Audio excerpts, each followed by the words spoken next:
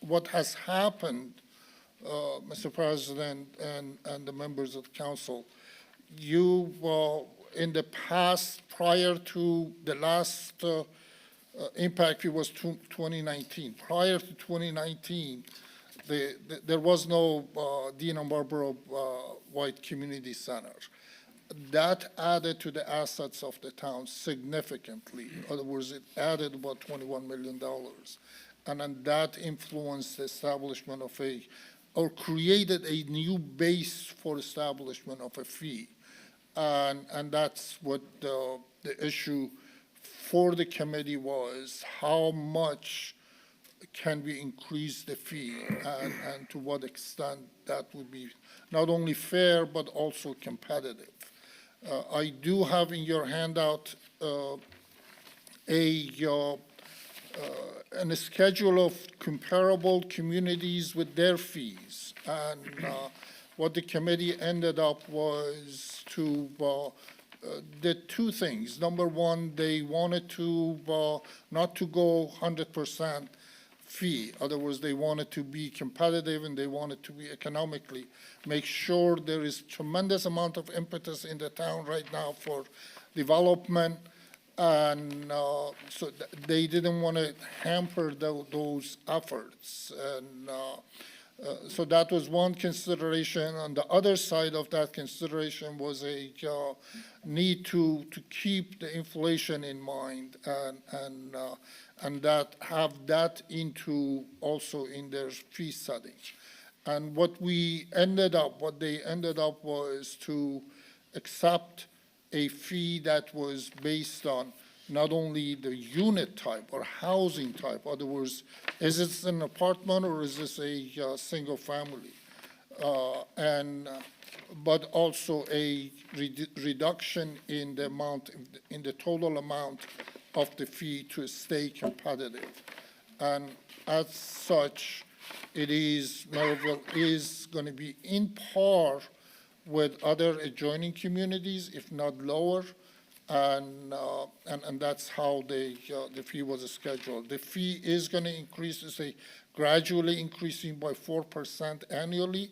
So at the end of this 5 years, they are recommending for you to accept such a gradual increase at a 5% rate on an annual basis. And I want to also stress here, this fee only is applicable to residential developments. It is not applicable to any other types of development, only residential developments. And it is also applicable to new residential developments. The existing residential, the existing people that want to rehab their homes or renovate their homes or even expand their homes, that's not, it doesn't apply to them. So I want to make sure that everybody understands that this is not applicable to anybody that is today lives in the community. Mm-hmm. This is only applies to the people that are coming in to the community as a new resident for the community. And the fairness of it is that since the existing communities, the existing residents have already paid through their taxes for the existing facilities, it's only fair that the new residents, when they come in, they also pay their fair share. And one other point I want to stress, Mr. President, is that these dollars are set-aside dollars. Mm-hmm. You cannot use them for employment. You cannot use them for maintenance of the parks. You cannot use them for salaries. And it is only for building capacity in the services that you provide or the town provides. I'll be happy to answer any questions. Again, the specific 5-year rates are part of your package, and I'll be happy to answer any questions. Any questions? Thank you very much. Thank you. Appreciate it.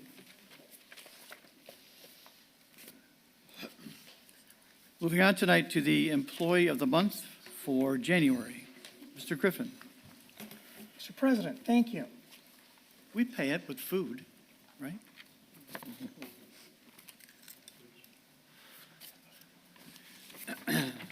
Mr. President, Madam Vice President, members of the council, Mr. Town Attorney, Mr. Clerk Treasurer, department heads, chief. I'm excited by all of these. As I've told you, in my former billet, we didn't do quite something like this, and I think this is a wonderful way that the council can recognize the heavy load that the workforce does in delivering services to the people of Merrillville. And tonight is a really special treat because it's kind of a twofer. Two members of our police department. So I'm going to ask if Officer Nicholas Wright and Blue, his partner, will join us, please. And while they're joining us, I found some interesting facts today, Chief. Did you know that Blue's ability to smell things is 100,000 times stronger than yours and mine? Oh, wow. That's pretty cool, Blue. And also, a well-trained police dog can actually save us task hours of between 600 and 1,400 hours a year. That's almost half a person. Nice going, Blue. And finally, they represent a safer way for our officers because of all of the things I just shared with you. They can be alert to an unsafe matter quicker sometimes than even the best trained police officer. Forgive me, Officer Wright. So with that in mind, it is my honor to recognize both Officer Wright and his partner, Blue, as our employees of the month. And I'm going to ask Chief Nusis, please, if he will read the certificate. I'll get out of your way. I can't see, Bo. Officer Nicholas Wright and his partner, Canine Blue, have been chosen as the Employees of the Month for January 2025. Officer Wright and Blue are part of our Canine Division, which is a valuable law enforcement asset for our police department. Officer Wright's observations, diligence, and deployment of his partner, Blue, have contributed to many successful drug arrests. One recent arrest involved a high-level drug dealing charge that resulted in in the recovery of dangerous drugs that are now off the road. The citizens of Merrillville are fortunate to have officers like Nicholas Wright and Canine Blue who assure the public that our officers are always ready, willing, and able to protect and serve. This will be awarded on this 28th day of January 2025. Congratulations.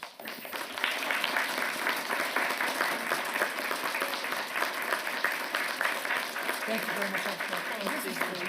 I couldn't see him. Can you bring Blue forward? The council person wants to see Blue in the podium. Come around. Hey, Blue. Chief, tell us what kind of dog Blue is. Blue is a Dutch Shepherd.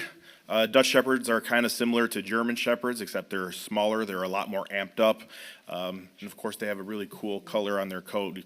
They're very similar to a Belgian Malinois, they're cousins, I guess, if you will, but as you said, they're very active. They're healthier than a German Shepherd, and they're really good for police work. They're very even-keeled when it comes to their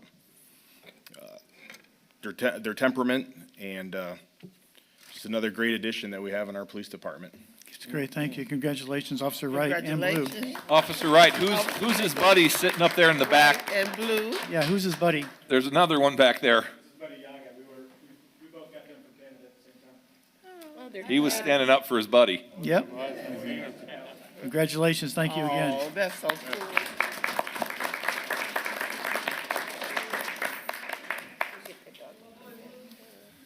Boy, Blue.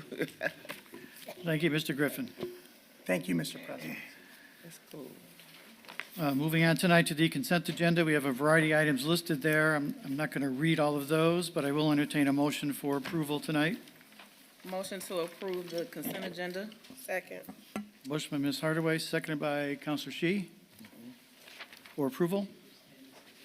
Questions or comments? Hearing none, all in favor signify by saying aye. Aye. Aye, opposed, the same sign.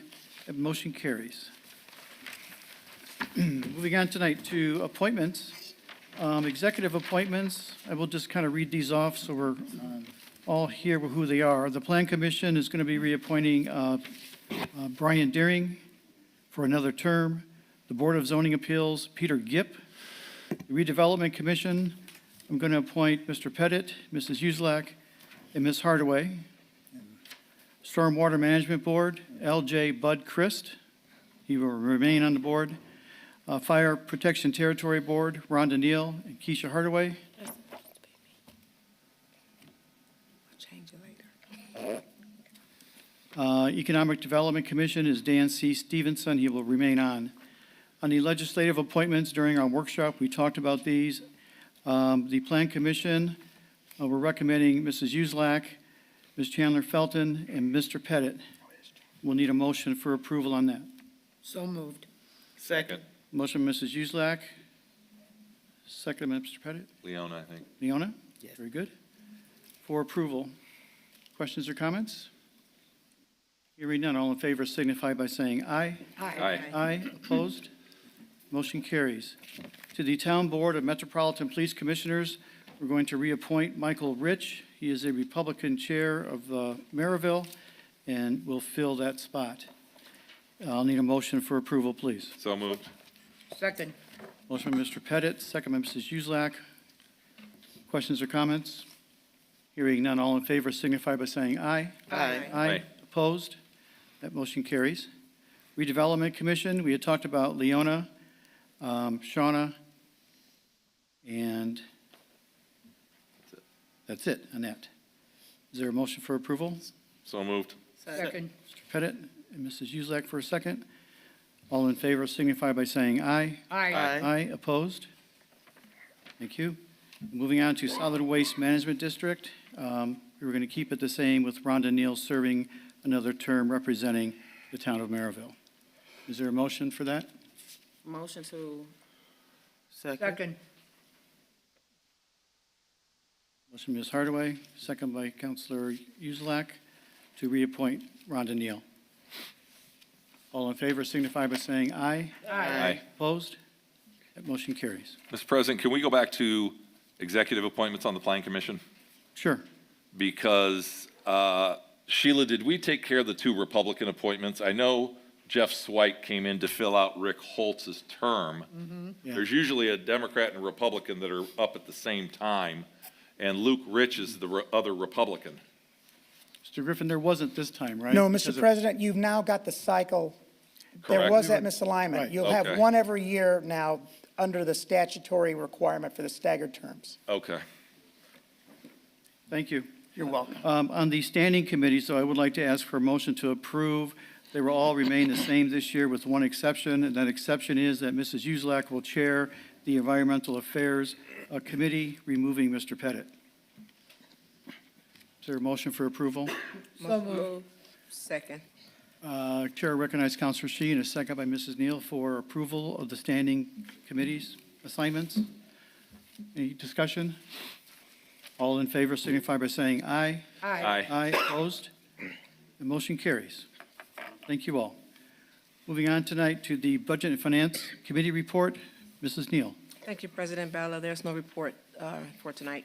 thank you. Street Department and Park Maintenance, Mrs. Uselak. Oh, thank you, Mr. President. Well, we haven't had any snow for last few days, but before that, the snow plows were out, and Mr. King did a very good job with the street department. As far as the parks, they were all mowed before the snow set in. So maybe Mr. King has more to offer tonight. I will. So, yeah, we haven't had a lot of snow, but we continue to maintain the parks, the bike paths. We've been trimming a lot of overgrown dead trees along the path.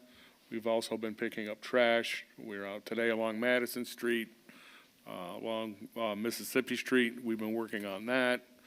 We're doing cross-training with our heavy equipment. We got some newer employees. We cross-train everybody on everything. This is a great time of year to do it. We've got salt being delivered and things that they can, use the front end loader and other equipment we have. So other than that, that's all I have. Thank you, Mr. President. Thank you. Council Affairs, Mr. Pettit. No report, just to check it. I will check in with Joe and Michael on pending ordinances that we still need to go through. Personnel Policy and Employee Benefits, Ms. Hardaway. Thank you, Mr. President. We will be conducting interviews. We do have 2 candidates for our Parks Director, so those interviews will be conducted on February 4th. Thank you. Thanks for the assist. That there are some jobs that will be posted pretty soon for the community center and the street department. Though we are working out number of employees needed before posting, so please be on the lookout for those starting next week. That ends my report. Thank you.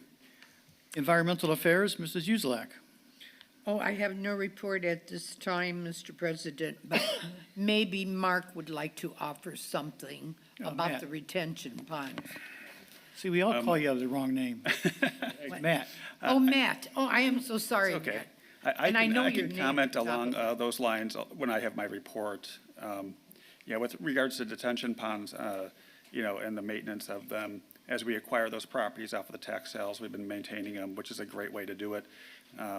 So eventually we'll end up with, I'd say, a vast majority of the residential, which is a great way to systematically take that over and the responsible way to do it. But other than that, we've also looking to order a Tiger mower.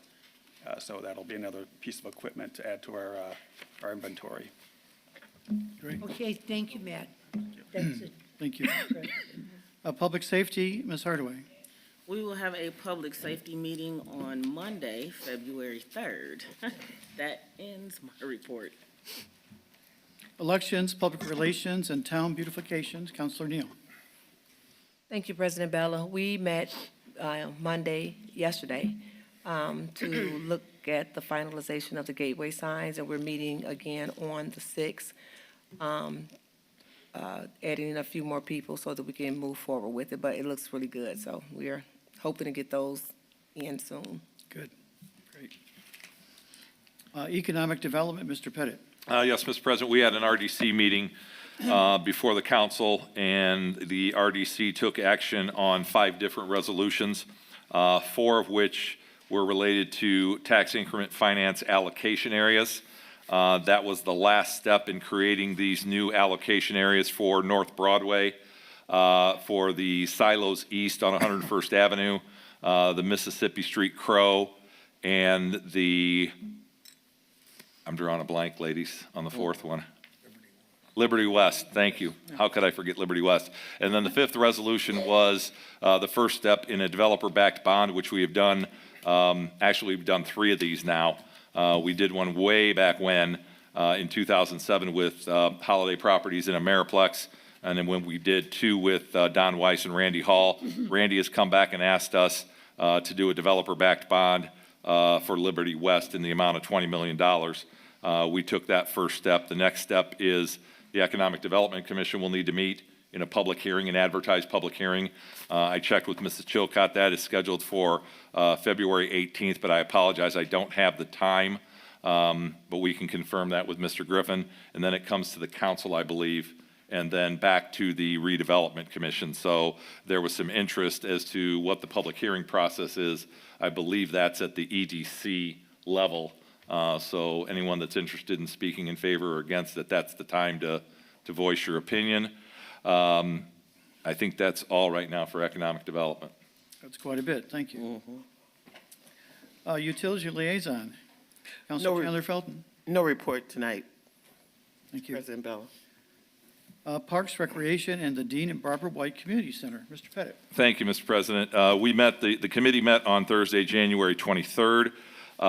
Several things came out of it which were already taken care of in the consent agenda as it related to memos that Mr. Griffin and staff have prepared on different contracts and usage of the facility.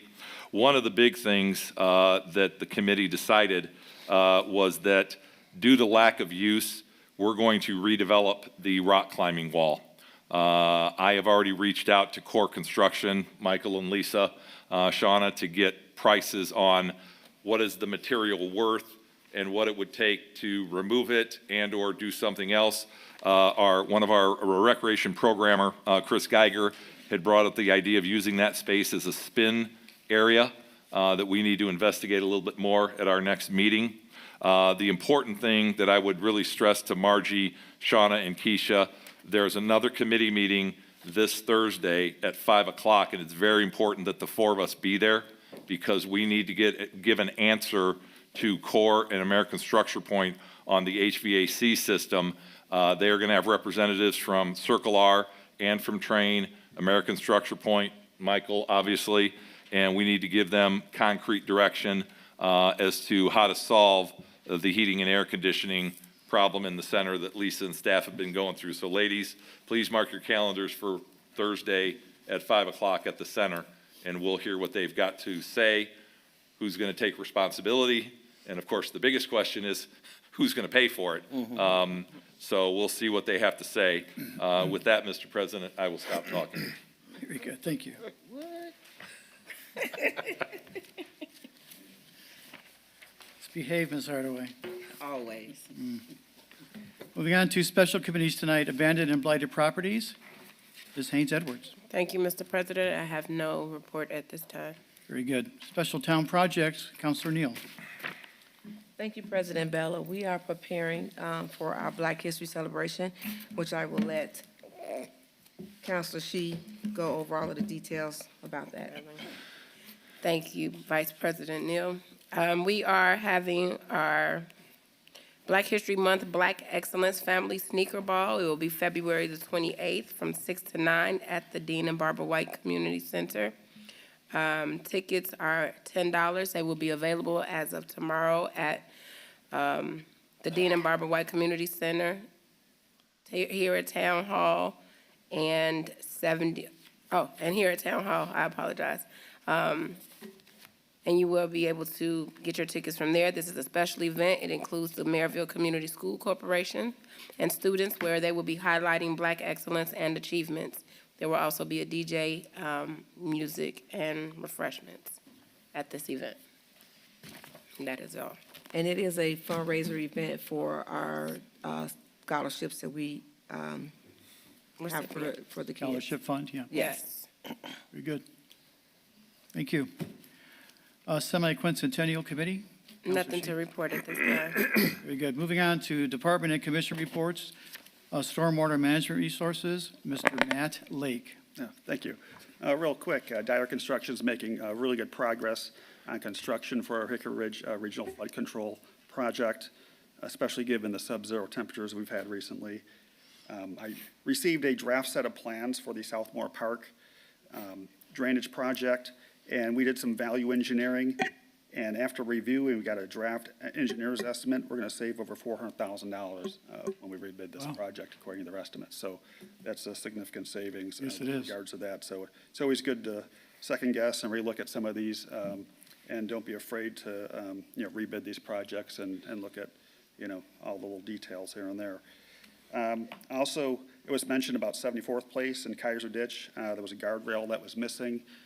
Since it was a roadway safety project, I reached out to Steve. We came up with a quote from a firm, and they're scheduling an installation sometime, I believe, in the next month or so.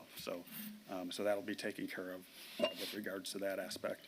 And we are drafting an interlocal agreement with MCD through our attorney, Jim Meyer, and this is to share resources and equipment in times of need. Since we both share similar types of equipment, if ours is down and they have something available and we need something in an emergency situation, we could then have them do the work, and then they would get compensated based on the agreement for that. So that's all I have. Very good, thank you. Northern Indiana Regional Planning Commission, Councilor Hardaway. I actually have a report. I'm so excited. So we had a meeting, and at this meeting, there was the election of officers, the first meeting of the year. We renewed the executive director employment agreement. There are also 42 municipality projects. The town of Merrillville has one project, which is the roundabout at Mississippi and 79th. And then NDOT has a project as well in the town of Merrillville, and that's 73rd Avenue and State Road 55. there was a presentation done by the Indiana Arts Commission, and I was really excited about this one. Her name is Maya Michelson. She gave a great presentation on art, what it does for the community, and how we can enrich youth funds. So they are awarding up to $4,000. It's not a matching fund for spring and fall that we can apply for.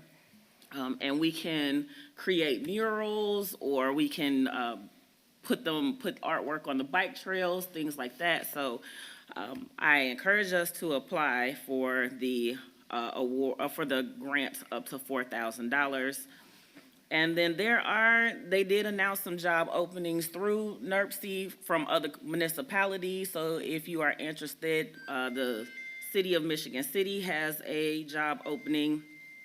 And then the town of Cedar Lake has a job opening for administrative assistant. So check out NERC's website and see what all the great things that they are doing here, not just in Lake, but Lake Porter and LaPorte County. That ends my report, President Bella. Very good. Mr. President, to Councilor Hardaway and actually to Steve, Keisha, you mentioned 79th and Mississippi roundabout, as well as 73rd and Taft, and we know about 73rd and Taft has been long and drawn out. Steve, where are we at 69th in Mississippi? Was that brought up, Keisha? Because that's supposed to be a federal aid project, isn't it? Yeah, that is a project that is through NERC as well.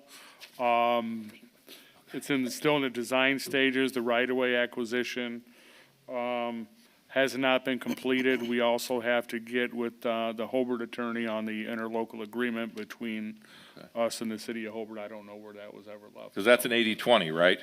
That is an 80-20 match. Yep. Okay. So in the big book, that project was not mentioned. Okay. Oh, wow. So That's why I asked. I know you would have covered it. I would have. Yeah. Very good. Moving on to the shared ethics entity, Ms. Hardaway. No report, Mr. President. We have not had a meeting yet for 2025. Fire Territory Board, No report. Mr. Clerk Treasurer. Thank you, Mr. Bella, President Bella. All right, so just in terms of the treasurer's report, we're at the end of the year. Most of the employees will have, all of the employees will have their W-2s by Friday, and a lot of them are available at the town, in the clerk treasurer's office, so you need to pick them up. Our annual payroll for 2024 was $11,949,627.77. Our monthly payroll for the month of December was $892,103.22. And one of the things that the fund, that the town has, that has been an adjustment for me, is we have a lot of funds. Funds act like different businesses, and money has to be accounted for separately. And in order to make sure that money is spent on roads, police, and the various things that the town has allocated. Well, we got 119 funds. I want to try to consolidate some of those numbers, because I believe simplicity is better than complexity. Amen. Right. Mr. So, Griffin supports that. right. So, but one of the things also I wanted to mention and provide a little detail on the town. I mentioned this previously, but I need to start providing more detail. How much money does the town has? And one of the things that we're doing as a council and as the treasurer, we're trying to be good stewards over what the town is collecting in terms of tax revenues. I know I work hard for every dollar that I earn, and I don't want people just to waste it or give it away. So with that said, we had $48,501,331.62 at the end of December. We're approaching the month of January, and as this month closes in February, we'll give you another report. But when you break that down, the storm water, which is run by Matt is doing an excellent job. Storm water by itself had $7,240,872.70. And they spent $755,624.04. So they're doing a great job just in terms of managing the money. RDA, one of the large departments that Sean Pettit is over and council people are on. It had $17,670,000 $1,000 and $749.94. Well, out of that, seems like a lot of money, but they actually spent $13,431,715.57. So that just left a small disparity between receipts and actual money that went. This is not small, it's significant. It's $4,271.97. And, but when you get down to outside of that, the police department had some money that was allocated strictly for the police department. That was $923,764.46. And the fire department had $7,866,896.36. Keep in mind, they just borrowed $6 million. So that's why they had a lot of money. But then the court, on the other hand, had a paltry sum of $129,709.69. This court was slated to be closed. Right now, the court is open due to a December 26th judge ruling. So this amount, if that ruling stands, which I believe it will, I'm not an attorney though, that money will typically probably go up. But the general fund, which is money that hasn't been allocated to any of the other 118 funds, had $6,303,507.83. So just in terms of other things, I don't want to just go over a bunch of details, but I will start in the future providing way more details just as I total the numbers just in terms of the amount of debt that the town has so that we can have a complete picture about where the town is at and where the town is going. Because one of the things, one of the reasons I ran is because being a CPA, I knew that my expertise would really help just illuminate some things so that we can understand where we're at, and that'll help the council people make informed decisions about what we should be doing with the money and what we should be doing just in terms of who gets what of our limited resources. But that concludes my report today. Thank you, sir. Moving on to the department reports, Parks and Recreation, Lisa Roberts. Thank you, Mr. President. Thanks to the hard work of our Recreation Coordinator, Chris Geiger, we've actually started a co-ed indoor volleyball league. We have 7 teams that are currently participating, and we're taking registrations up until February 7th. We opening it to anybody. We're thinking about doing a community center team. So if the police department, fire department, anybody wants to add on, that's great. The games are on Fridays from 5 to 9. There's 7 weeks that we'll be running it. We also have been having a lot of success with our art program that we've had once a month on Saturdays. The next one will be jewelry making on February 22nd. And on March 29th, we're going to do another canvas painting. And then hoping to start some classes in April with fitness and exercise and dance. Great. And that's my report. Thank you. Thank you, Lisa. Police Department, Chief Nusis. Thank you, Mr. President. I'll start off with December. For December 2024, the Merrillville Police Department answered 2,348 calls for service. Those 2,348 calls for service, we ended up having over 65 arrests. There were 456 traffic stops that were made for December, and of those 456 traffic stops, you had 174 tickets that were written. As promised, I got my numbers finally for 2024, which I was very pleased with and very proud to announce. So for 2024, in our violent crime category, we had 1 homicide. That's significant. That's huge for us. For 2023, we had 2. But the years previous to that, we had 6 to 8. We were averaging about 6 to 8 homicides a year.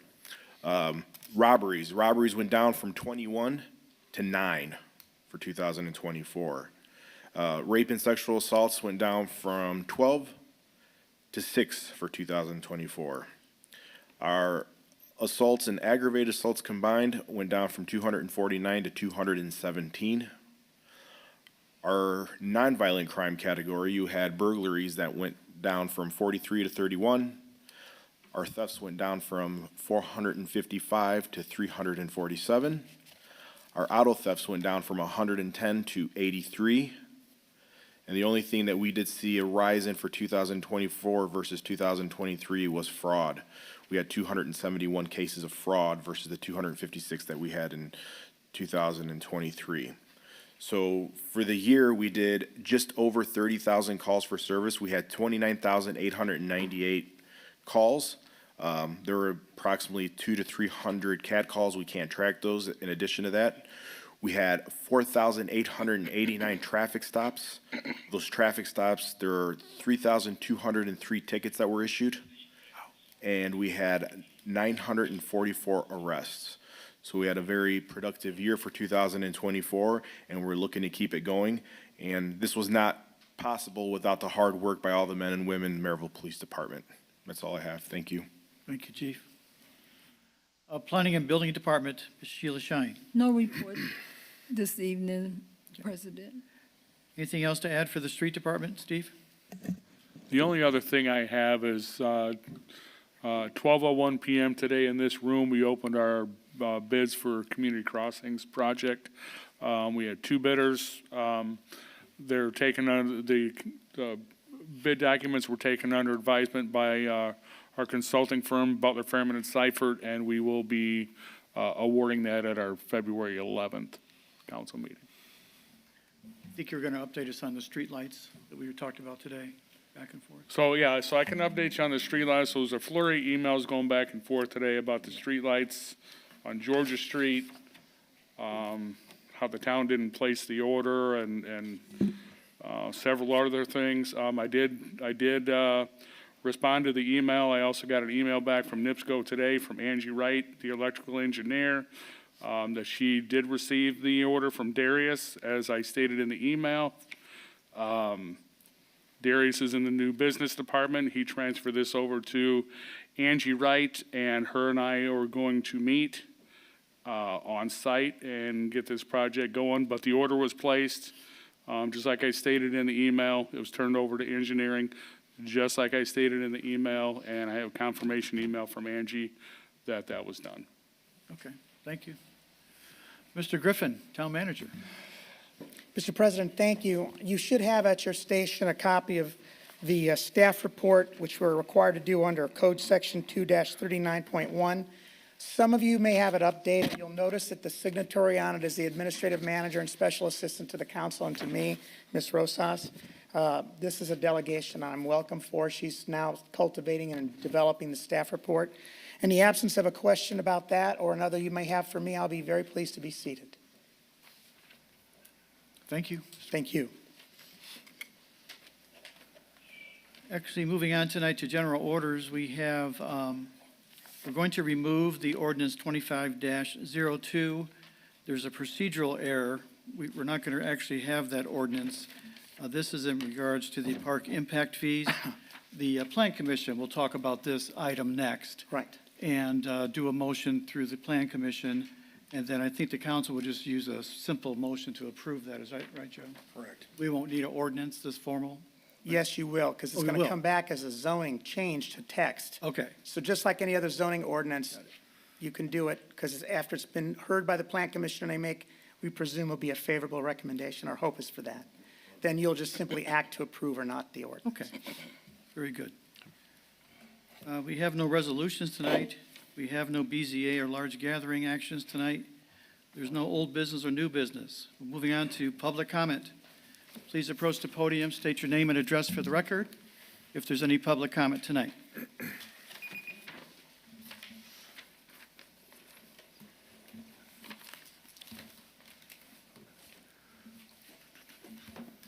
Pablo Payan, 8031 Massachusetts Street.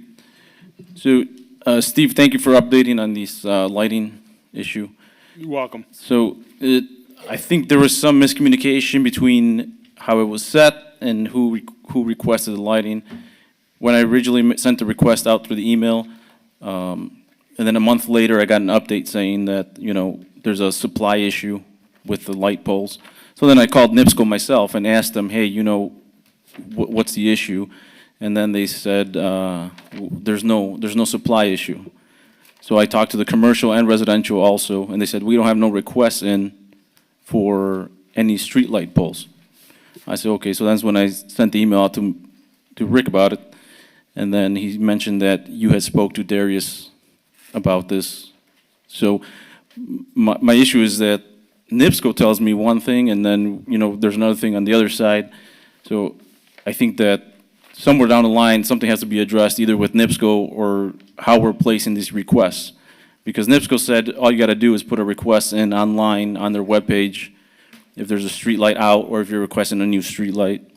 And they'll have an engineer contact the person who is the point of contact.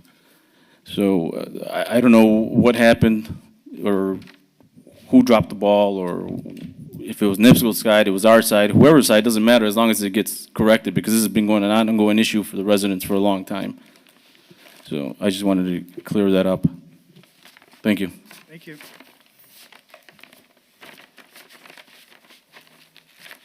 Brian Messart. I'd like to first bring up the RDC and town council meetings. We need to understand the Indiana open door laws, and we need to actually comply with those things. Also, as far as the RDC goes, I have requested of Mr. Griffin multiple times to have things printed out in an ADA compliant way so that I can read the agendas. I don't understand what the issue is. I do have to thank Linda Rosas for printing out the town council agenda for me, but there are other things that I would appreciate it if they were just taken care of and I didn't have to ask every single time. Back to the open door laws, well, we need to have an attorney who understands what the open door laws are and the Freedom of Information Act requests.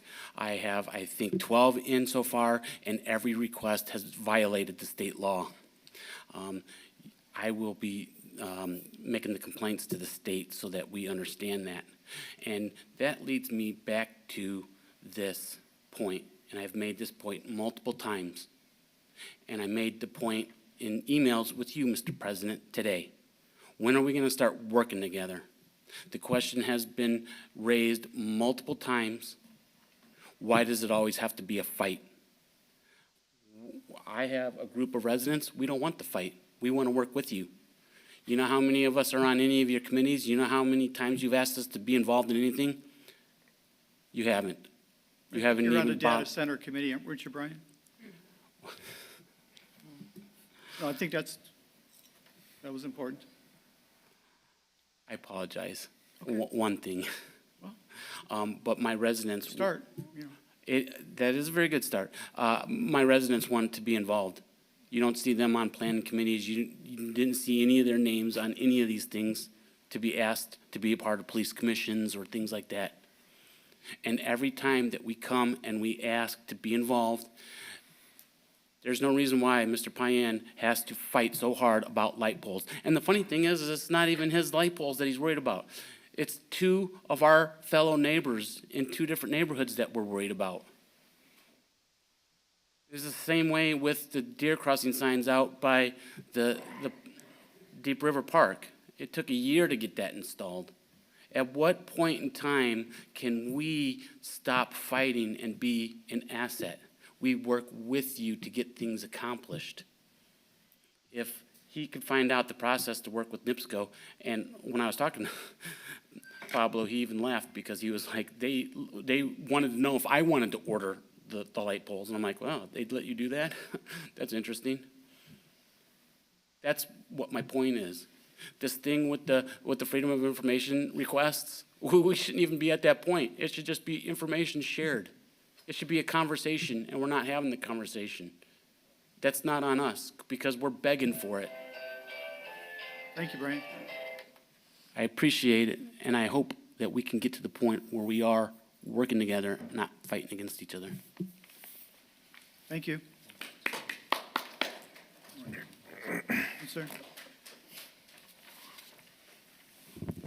Good evening, Mr. President, town council members, town district administrators, community members, and esteemed guests. My name is Maceo Rainey, and I represent a small group of homeowners on the 73rd and Wickham corridor from the Prairie Creek Homeowners Association. And I just wanted to take a moment of personal privilege to applaud the leadership of our clerk treasurer, Mr. Eric January, on his ability to be very transparent and his ability to be approachable to citizens. Just recently, a few weeks ago, Mr. January had held an opportunity for regular citizens to come into the Conduit Center and just talk about the issues and talk about what it means to be a strong citizen, a very engaged citizen in Merrillville. And I firmly believe that so goes citizen engagement, so goes the town of Merrillville. So I wanted to personally applaud our clerk treasurer for his ability to be very transparent. We very much appreciate his ability to speak truth to power, and most importantly, to be a man of the people. He's not an individual, obviously, that will come to a town council meeting, speak words, make motions, and then dart out the back door. That's definitely hasn't been his style. His style has been to be very transparent, being able to speak truth to power, and making true of his promise to be a man of the people and supporting residents. So we want to applaud the efforts of our clerk treasurer on a job well done, and look forward to exceptional work both now and in the future. Thank you.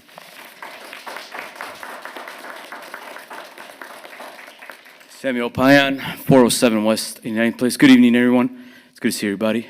Thank you. Good evening. Just quick little point here. As public officials, one is to use your public official email address, okay, when we're doing official business. And so I know there's two folks on the stage up here that use private emails, and in some ways that could be a shield to use against from being FOIA'd or use the Freedom of Records Act. And that is something that has been a struggle across the nation.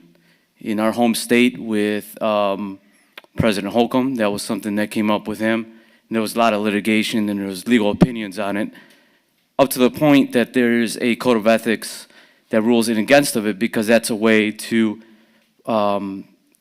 be evasive on what's going on during public official meetings. So if that's our tactic here, we kind of know what's going on. Because if we have something to hide, we get kind of we get innovative on how to not to be able to get information. And I hope that's not what's going on. I hope there's a specific reason why that's happening. But I want everybody to do the right thing. And if we're doing the right thing, then we should follow protocol instead of trying to be more evasive. So that's my point. So I hope you all consider that. Thank you. Very good. If there's no objections, we'll adjourn for the night. So moved. Second. Thank you. We are adjourned. Thank you all.